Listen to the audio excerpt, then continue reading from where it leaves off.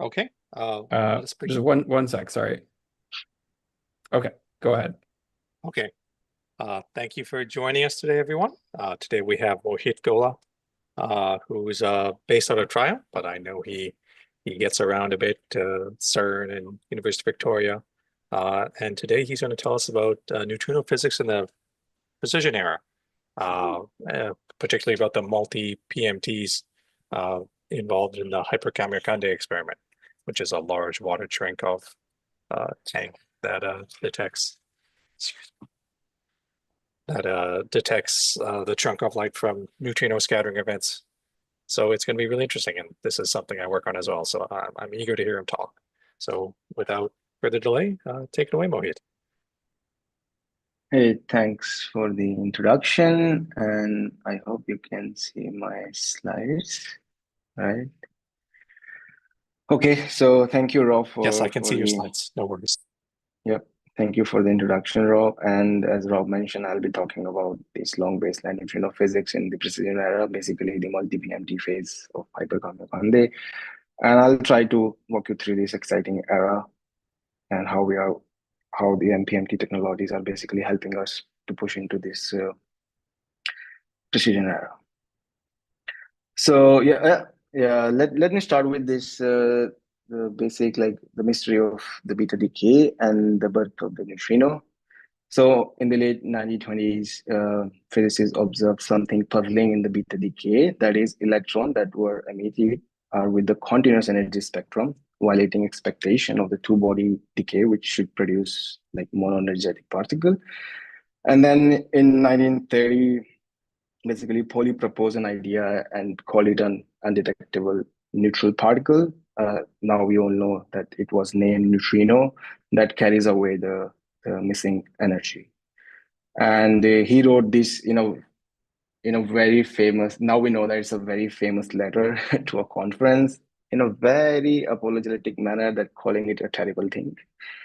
And then in 1933, Fermi basically formalized this into a full theory of beta decay and introducing what we now call the weak interactions and giving birth to the neutrino physics as a field.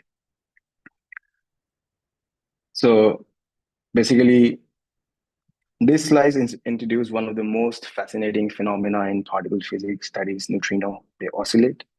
Basically, that neutrino comes in three flavors: electron neutrino, muon, and tau neutrinos, just like their charge partners. They interact via weak force only, making them extremely hard to detect. And in the original standard model, they were considered to be massless.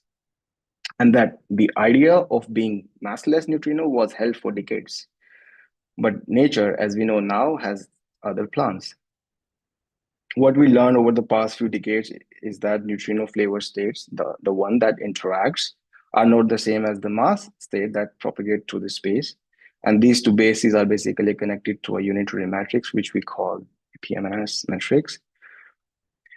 So as the mass eigenstrate travel, they pick up different phases depending upon their mass and the propagation distance. And this results in interference, which makes the probability of finding the same flavor at later point oscillate with the distance and the energy.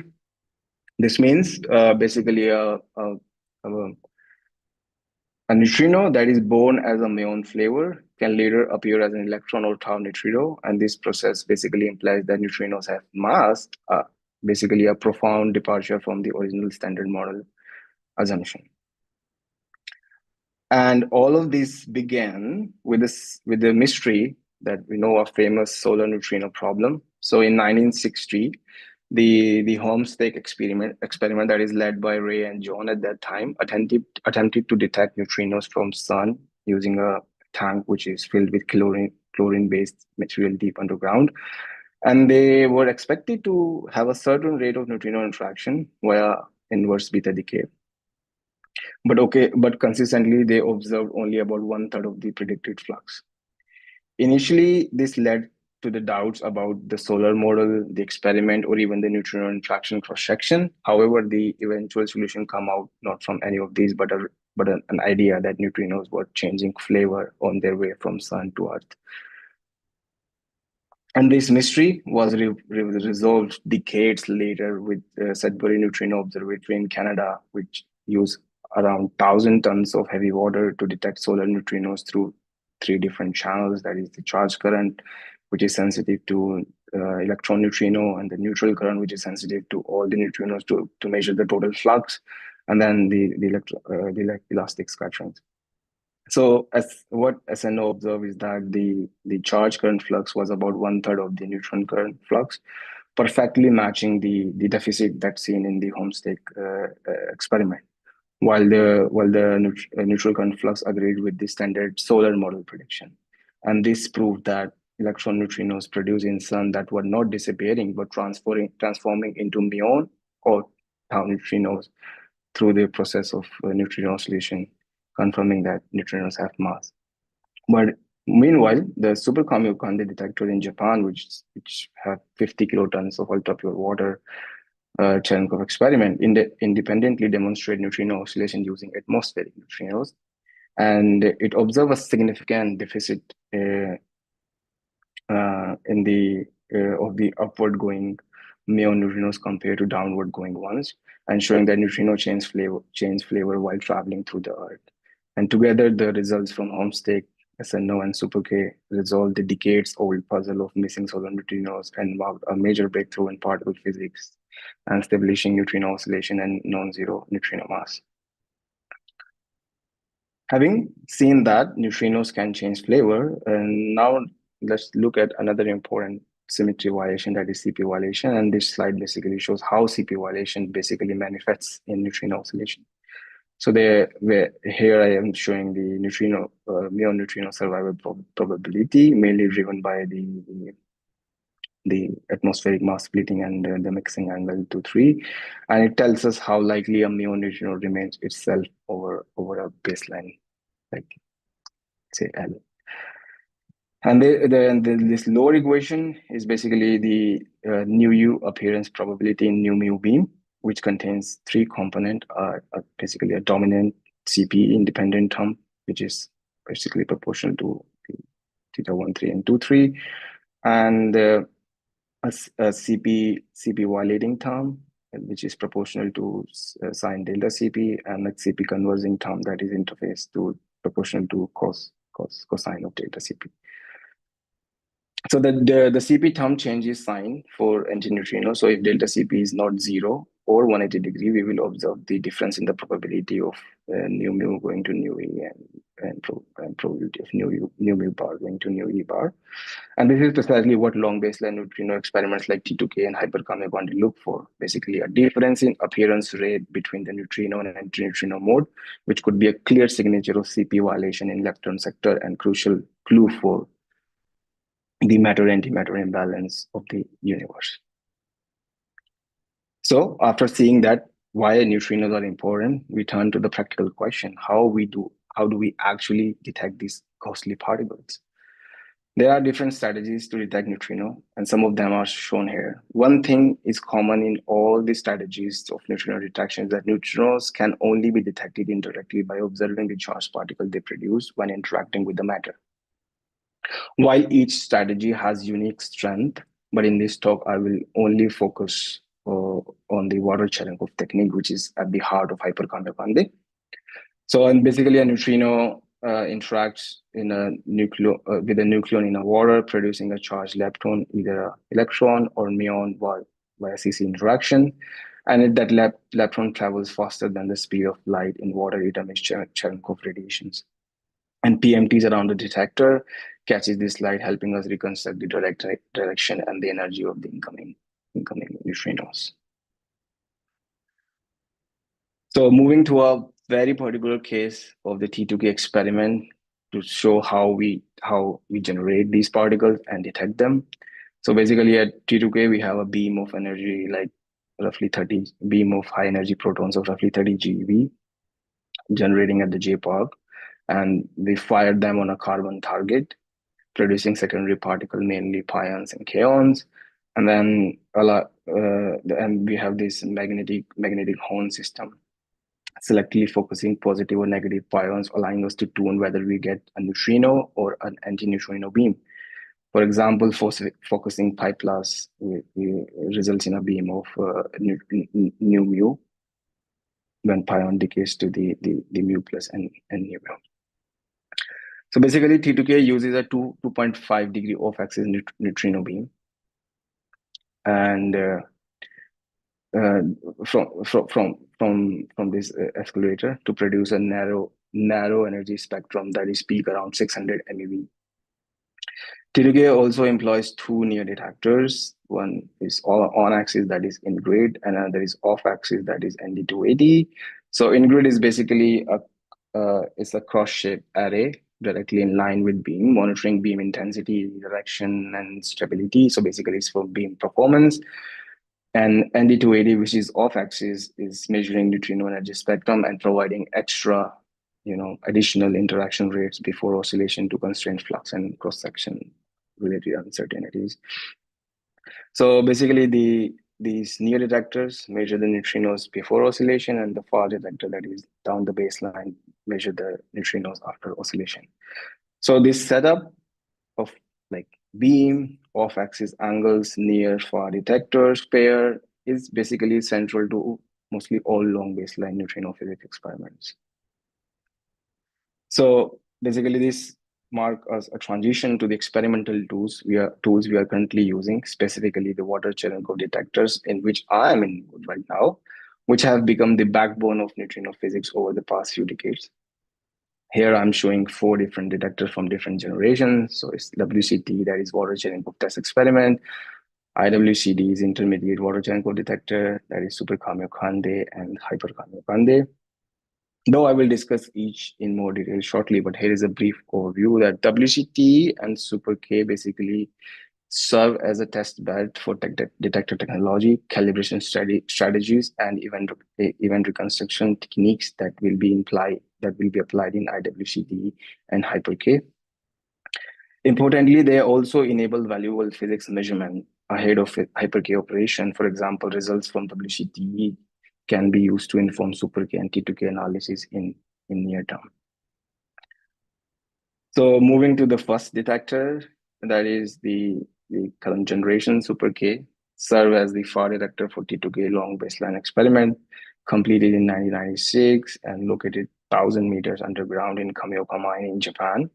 And it contains like roughly 50 kilotons of ultra pure water, instrumented about 11,050 centimeter photomultiplied tubes. This is a massive Cherenkov detector and play a fundamental role in the discovery of atmospheric neutrino oscillation and won the Nobel Prize in 2015.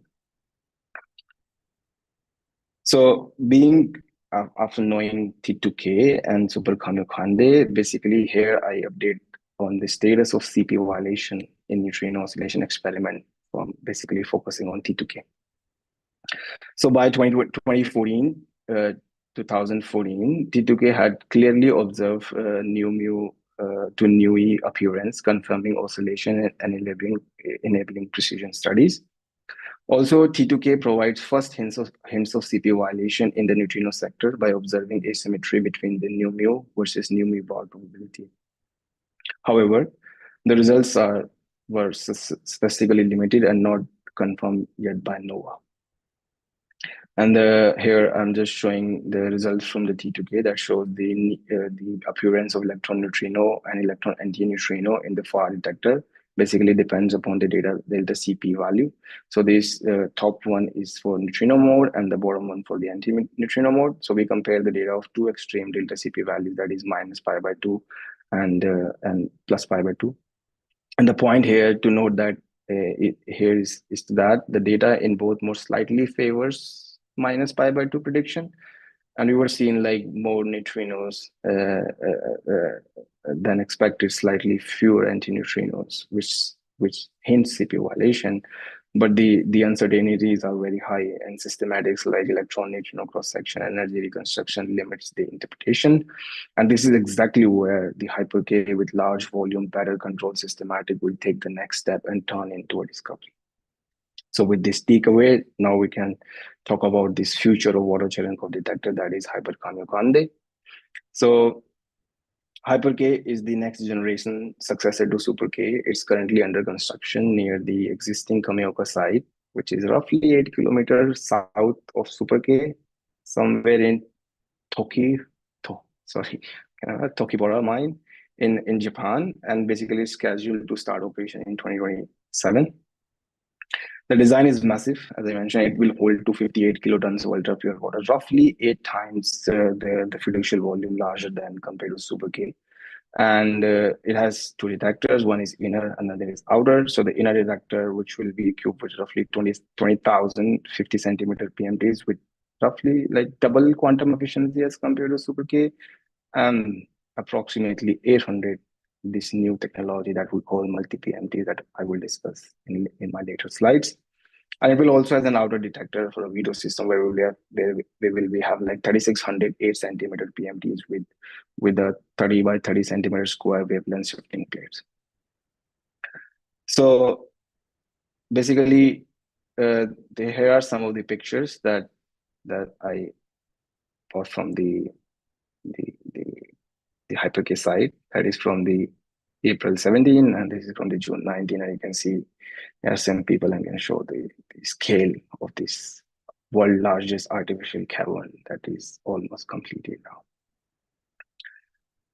So the HyperK collaboration is very big with 650 active members, and out of 650, we have 44 Canadian members, 9 Canadian institutes, and 18 from Triumph at the moment. And we are continuing growing as the construction progress and operation approaches. So it's a big collaboration, and there are a lot of people and countries involved in this. Yeah, so moving to the next is the one of the biggest challenge and opportunities, I would say, for HyperK. It's improving sensitivity to this charge parity violation in the neutrino sector. So HyperK is basically designed to collect a huge number of neutrino and antineutrino events. And after a few years of data taking, statistical uncertainty shrinks and we become limited by systematics, meaning uncertainties in flux prediction, cross-section modeling, detector response, etc.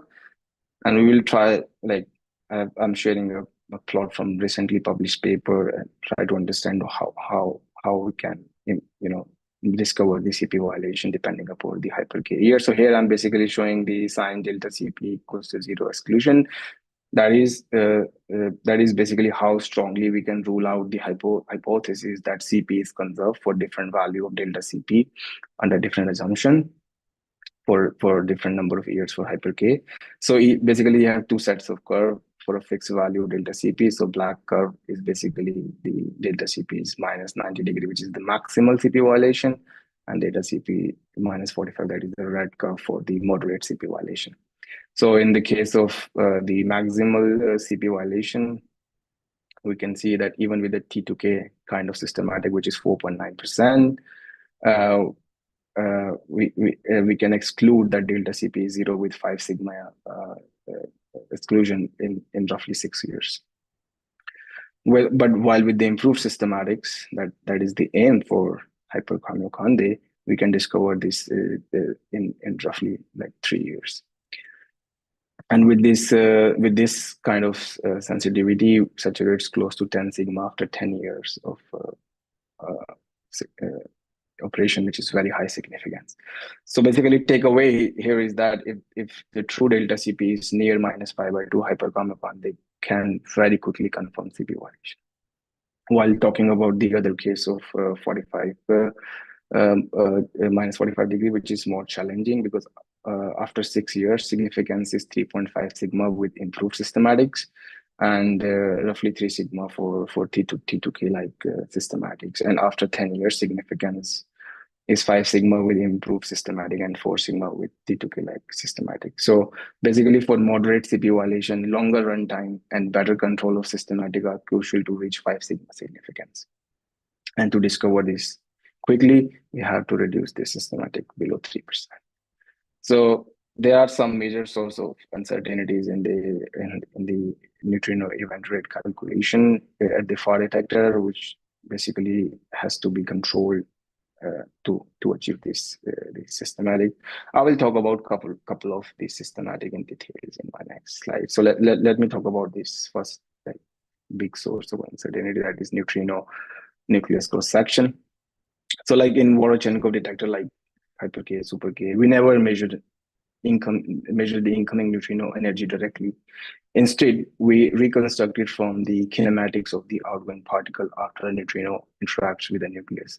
For example, I'm showing here it's a CCQE event where a new mu hits a neutron producing a muon and a proton, and this reconstruction assumed that the target nucleon is at rest and interaction is simple. But in reality, the neutron has like Fermi motion, and also the multi-nucleon process like 2p2H can involve into nucleon instead of one, and final state interaction frequently alter the outgoing hadrons. So these effects distort the apparent energy of the neutrino, creating a systematic bias in the reconstructed energy.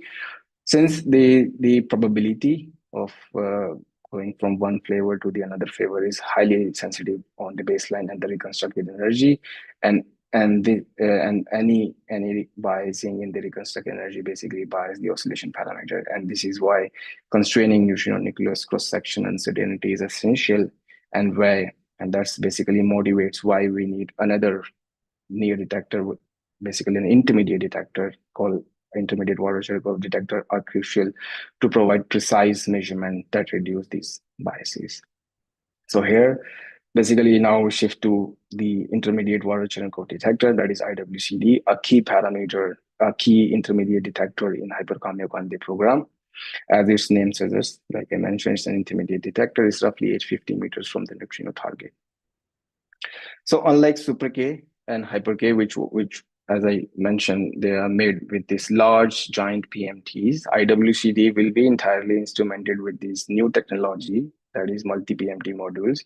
There will be around 360 multi-PMTs that will be used in total at the time of running IWCD. That will be around roughly 6,800 3-inch PMTs.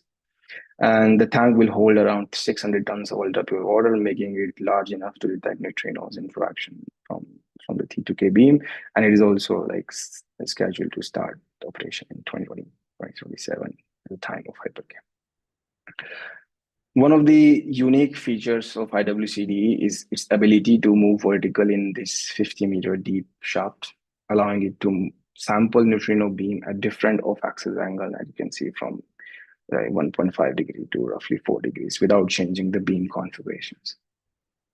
So as you can see here in this plot, like where I'm showing the neutrino flux with respect to the off-axis angle. So as the off-axis angle increases, basically going from 1 to 2.5, the peak of the neutrino energy shifts to the lower energy, and the shape of the flux changes, which is basically enabling energy dependent study without changing to the beam condition.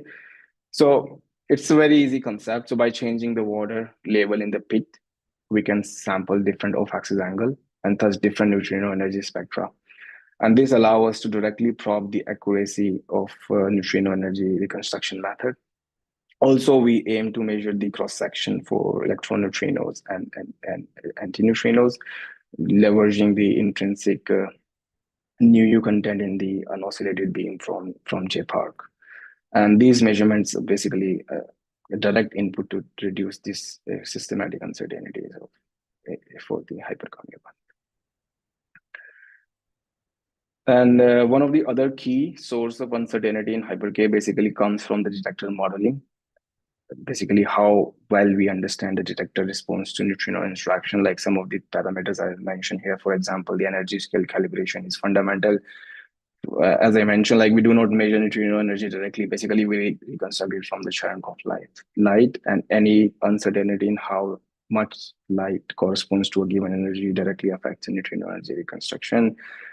PMT response and angular effects also are critical. So the efficiency of our PMTs depend not only on the light intensity, but also on the incident angle and the position in the detector.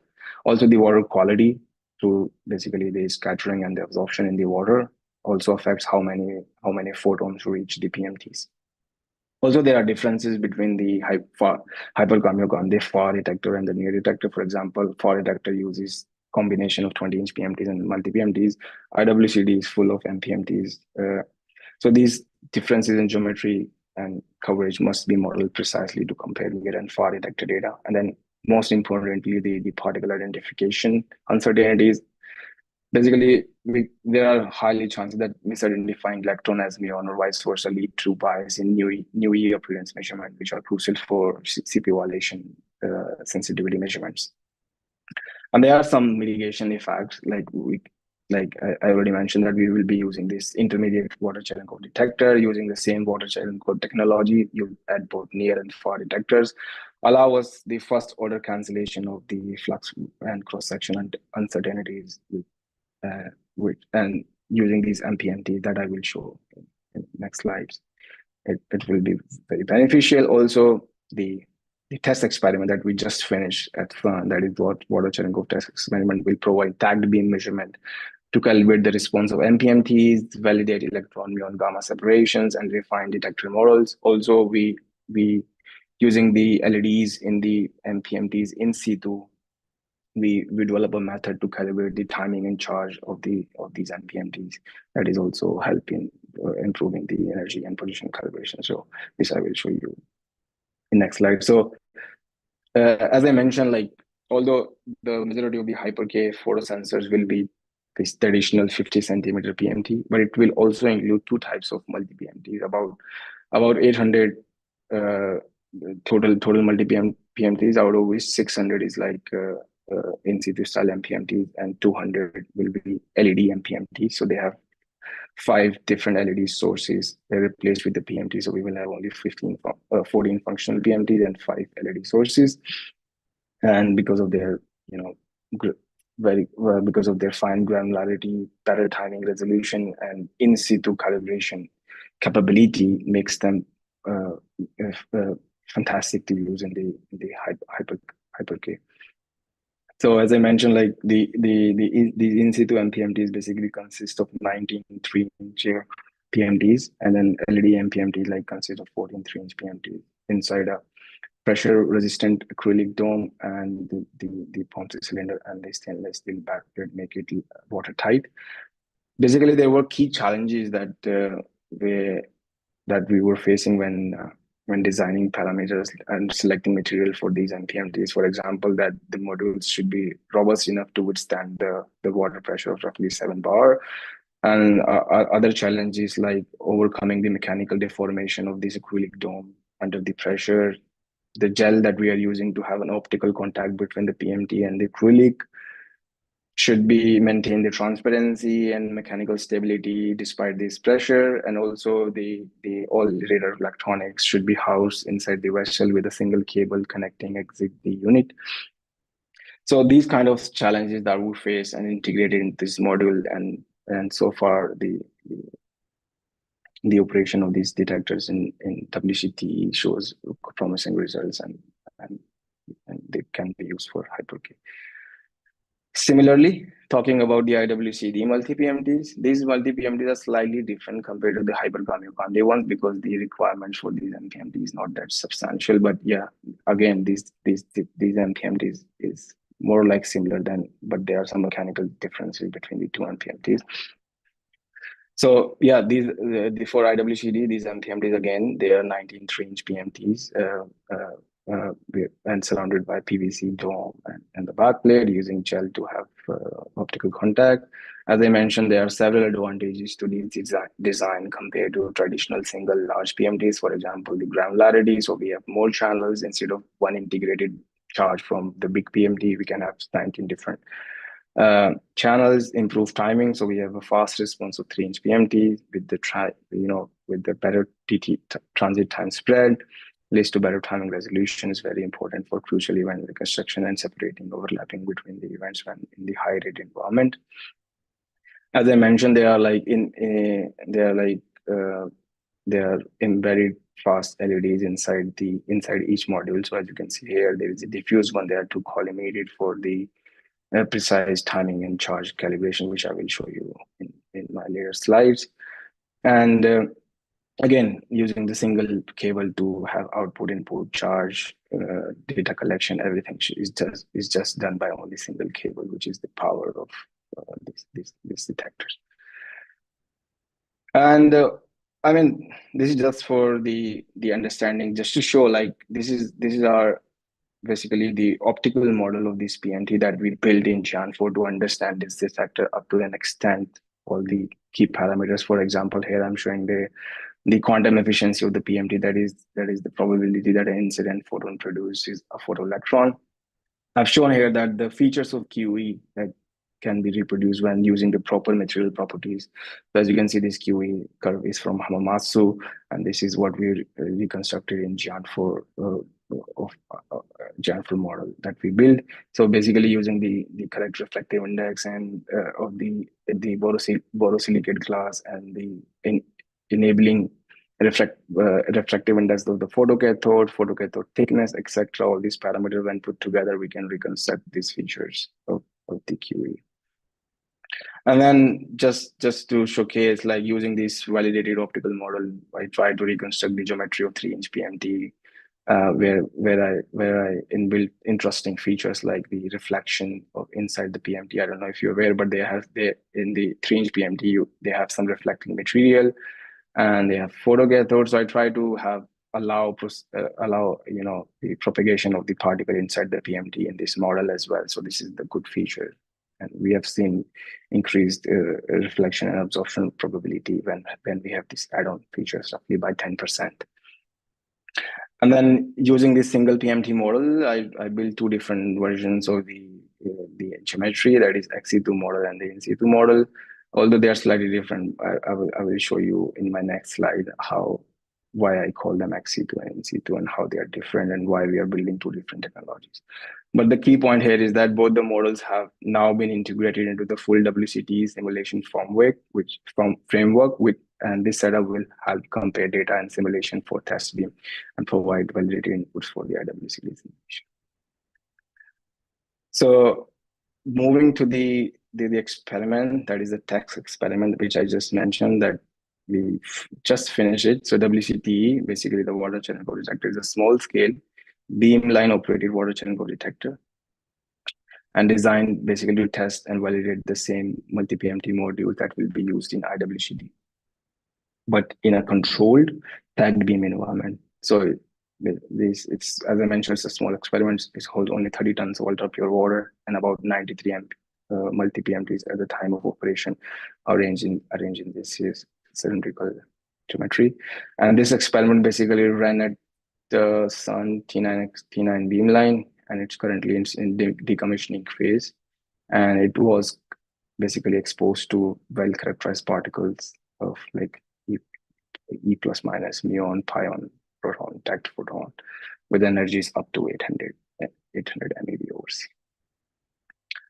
So for WCTE, we basically built two different assembly strategies have been used to develop these NPMTs, as I showed just before, the in situ and the AXI2. And the major difference between the two is how we achieve the optical coupling between the 3-inch PMTs and the acrylic dome in each multi-PMT module. So basically we, as I mentioned, like that. So the XC2 model is basically we cast gel onto each individual PMT beforehand outside the vessel using a mold and a gel cap. Once the gel layer is cured, the PMTs are assembled into this module. Although, in contrast, in situ method, all PMTs are first installed in the vessel. Like you just glue them into the matrix first, and then gel is poured between the dome, and then we dip everything into the gel. So this is how these two the strategies are different.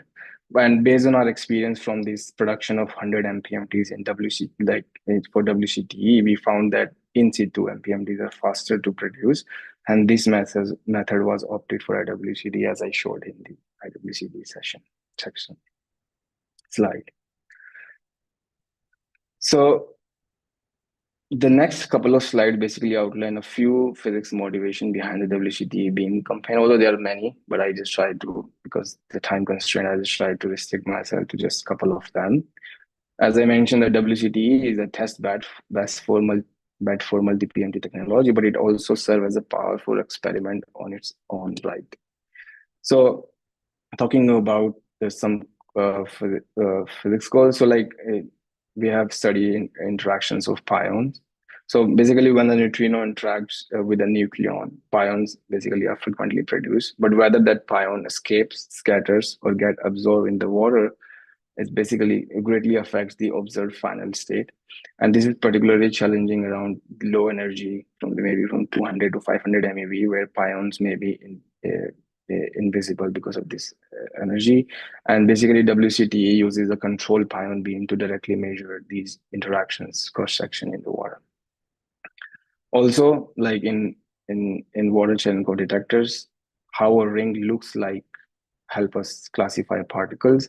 And WCTE basically reproduces realistic condition using IWCD style MPMTs, firing tagged particles and checking how well particle identification algorithms separate them. For example, here I'm just showing example plot from to demonstrate how well we can separate electron muons in pion sorry, I'm missing the label, but in IWCD and WCTE using the Fitcoin based likelihood method, reconstruction method. And also a major challenge in NUE appearance is probabilities is misidentifying gamma as an electron. And WCTE basically will help us to improve this electron gamma separation. Basically, a pi zero when it decays to 2 gamma could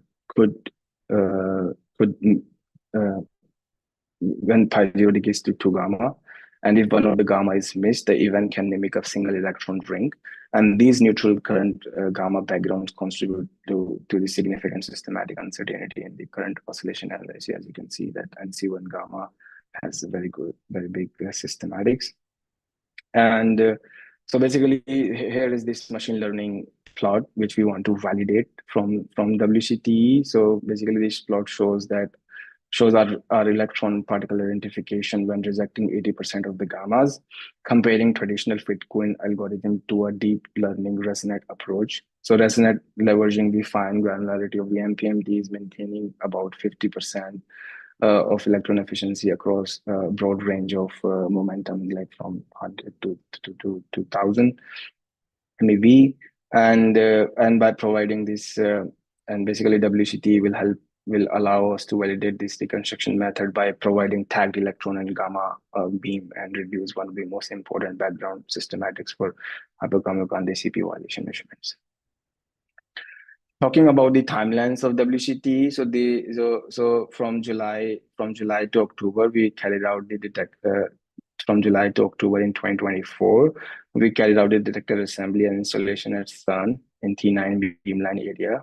Basically, you can see that the mechanical assembly of the tank and the PMT support structure, mounting and cabling of the multi-PMTs, and integrating of the DEQ system, water system, and other sensors. And in October and November 2024, we entered the first commissioning phase. We filled the detector with the ultra pure water and began verifying water transparency, dark PMT dark noise, trigger logic, and event readout. Although the initial runs was focused on LED timing calibration data only, which I will show you in later slide. But then in March 2025, we began the second detector commissioning, because the detector was closed for several months, from December to February, I guess.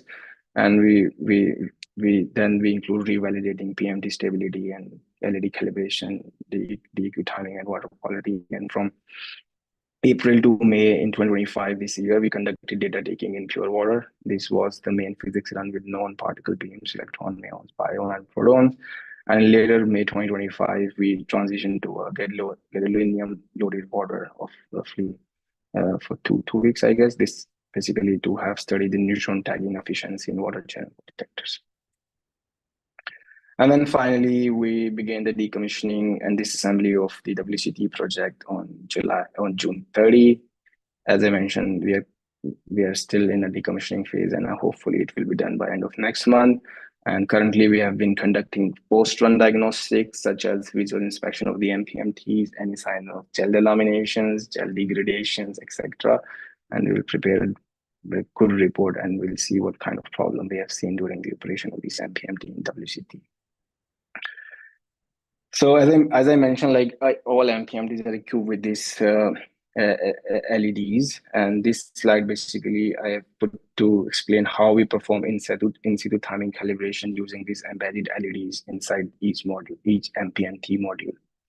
So each module is basically contains 3 fast pulsing LEDs. For example, XC2 have two 15-degree collimator, one diffuse, and in C2 have two 30-degree collimator and one diffuse with 3 different wavelengths ranging from 365 to 470 nanometer. The calibration method is straightforward but very powerful. What we do is basically simple. We pulse a given LED, record the time at which this happened, and record the time at which a signal is seen in a PMT receiving the light. So let's try to understand from this complicated diagram what we are doing. So let's say we have two MPMTs, MPMT A and B, and we denote their relative clock offset as delta A and delta B. Let's say we like to flash an LED on an MPMT A and hit the MPMT B with the resulting light. At some point, we will send a command to the LED on the MPMT A to fire. And when we do this, the LED won't fire immediately. There will be some delay between when we send the command and when the LED actually flashes. And this delay is denoted as these epsilons, which we call as the LED emission delay. And then the light will travel all the way through the tank across the detector and hit the MPMT B. We will measure a signal. There will be some delay between when this happens and when we see the signal, and this is called the PMT delay, and we denote them as alphas. So these are the parameters that we are looking to estimate the deltas, the epsilons, and the alphas, and the total time taken between when we give the command for LEDs to fire and when we measure the signal in the MPMTV is basically given by these equations, and basically by to estimate these parameters, we generally we solve system of linear equation and extract these parameters. And also to understand the performance and stability of this timing calibration, one can quantify the calibration performance by running the calibration, obtaining the timing constant, and then using those constants to reconstruct the flight time of photon traveling various paths in the detector. Since we know the true distance between each LED and the PMT from the survey that we did at Sun and from the geometry model that we built, as I mentioned, in the detector, these estimated flight times can be compared with the expected ones that we got from the geometry, and the one can plot this residual plot for the WCT, and this distribution we generally have a standard deviation of 0.1 to 0.2 nanosecond, which is great. So before I end, I want to introduce one more exciting feature of WCT is that the beamline detectors that we use in WCT, and I will try to introduce some of them here. So these detectors are basically essential for particle identification, beam momentum tagging, triggering, etc. And for that purpose, we utilize a suite of detectors upstream of the WCT tank. For example, they were like trigger scintillators, they were halo counters, aerogel Cherenkov threshold detectors that distinguish between electrons and muons. They are time of flight detectors to do the precise momentum reconstruction, etc. And there were two different configurations that has been used in WCT for this particle discrimination. One is the charged particle, and another is the tagged photon. And again, due to the time limitation, I'm only showing the tagged photon configuration here right now. And so basically, it was I'm showing a very new compact sub-GeV tagged photon facility that we developed for the T9 test beam at Sun. What we do basically, we look at a radiative photon via Bremsstrahlung along the electron's direction of travel. Both the electrons and photon basically continue to the downstream in the same direction until the magnet is reached, and at which point only the electron is bent towards these the horoscopes, that is scintillar based detectors, while the photon basically continues towards the lead glass calorimeter or the WCT. So basically, the lower energy positrons are bent by a magnet at larger angles, and therefore strikes the horoscope elements further from the beam axis, while more energetic positrons strike the element near to the beam axis. And for a fixed beam momentum, the energy of the photon irradiated by the positron will determine its remaining energy, and therefore which horoscope element it will strike. And a hit at a given horoscope element therefore can be used as a tag to indicate the likely presence of a photon within some range of energies in the beamline. So here are some of the plots. So because we are done with this data taking, they are very preliminary results I'm showing here in this slide. For example, we use time of flight information to successfully reconstruct the beam momentum. So we are using the positron and proton time of flight to infer the beam momentum. Also, we try to calibrate the WCT and Glad glass response using the calibrate the beam using the beam data. Also, like here, I'm just showing the magnet and horoscope spectrometer responses calibrated with the beam data. And finally, once we have everything calibrated, what we can do is we can plot this expected photon energy, that is the calculation from the horoscope, and the measured energy from either from the WCTE or the lead glass, and we can see that we have expected correlation, and we have observed the expected correlation between the energy measured by either by the WCT or lead glass as compared to the inferred from the horoscope. So basically, in summary, I can say that the path from WCT to IWCD and to Hyper-K is not just a detector lineage. It's a calibration and physics of continuity chain. Every systematic we understand or reduce in WCT and IWCD feeds directly into improving the sensitivity of Hyper-K. And this work that I have summarized today is done within the Canadian collaboration, and I try to fit all in this one seminar, and I hopefully able to convey the message that I wanted to give today. That's all I have. Thank you so much for listening, and I'm happy to take any questions, comments you might have.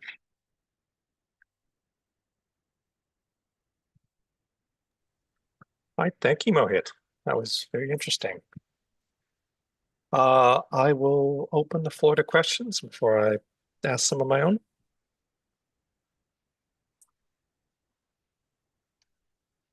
Okay, I guess first, could you go back to, I guess, slide 19? We were talking about the systematic effects. And one of the dominant systematics was particle identification. Yeah. How do you tell the difference between an electron and a muon event? How do they look different in the detector? Yeah. So basically, it's a very interesting phenomena of Watershed curve. So basically, the electron because they do electromagnetic shower development. So we call it a fuzzy ring development in our detector. I don't have any picture, but maybe I can try to show you something. So you can see, like here, this is how, because the electron event basically generates showers. So we see kind of fuzzy ring in our detectors, while the muon basically doesn't generate any kind of shower, and we have a clean ring we can see in the muon event. So this is how basically we discriminate between electron and muon event in our water channel detector, while for the pion, sometimes it's seen as electron, sometimes as muon, and decaying to 2 photons, you can see 2 different rings. So this is how basically we are discriminating these events, well, basically particle identification. Okay, so it's very clearly different event topologies. Yes, you can say that. Although for electron muon, it's very easy to differentiate, but the main concern is electron gamma separation, because they have very similar topology, and there the systematic effects come into the picture when you have to differentiate, and that is why you need MPMTs for these fine granularity so that you see a very subtle difference between the rings at the edges between the two gammas, because the gamma generate two ring back to back and electron generate single ring. So you have to differentiate, and that is basically precisely we need these MPMTs, calibrations, understanding of the detector, IWCD. So there is more difficult than muon and electron. So yeah. Yeah, that makes a very strong case for having these smaller detectors and more of them and the bigger PMTs. Yep. Okay, and I think it was the previous slide where you have a IWCD. Yeah. So the whole thing shifts up to 4 degrees is I think what I'm seeing here.